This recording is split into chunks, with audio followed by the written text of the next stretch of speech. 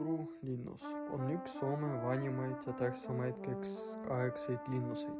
See ehitati 13. sajandi lõpus Aura jõe ääres, et kaitsta Turu linna ja tugevdada Rootsi võimu Soomes.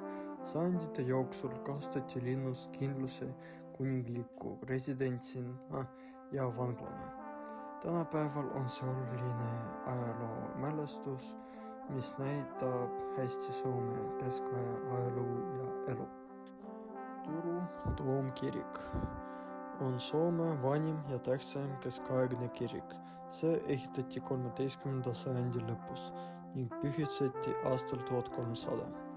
Kiriku kujunes kiiresti Soome tähtsaim usuline keskus ning seal toimus paljud olulised ajaloolised sündmused. Turu väljak on Turu ajalooline keskväljak ja oluline kaubanduse keskus juba keskajast alates.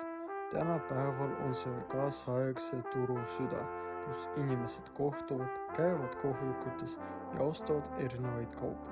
See näitab hästi tänapäevast elu Turus. Kloosterinmäki on ajalooline puumajade piirkond Turus. See on ainus linnaosa, mis jäi alles pärast 1827. aasta suurt Turu põlengut.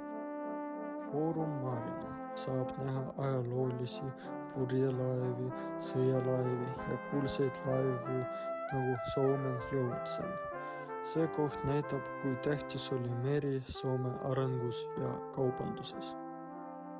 Aura joogi oli väga tähtis Turu tekkimise ja arengu jaoks, sest selle kaudu toimus kaubandus ning ühendus teiste linnadega. Tänapäeval on Aura jõe ääres populaarsed jalutuskohad ja see on üks Turu tähtsamaid sümboleid. Me soovitame Turu külastajatele kindlasti jalutada Aura jõe ääres, külastada Turu linnust ja toomkirikut ning vaadata Kloosterinmäki vanu puumaju.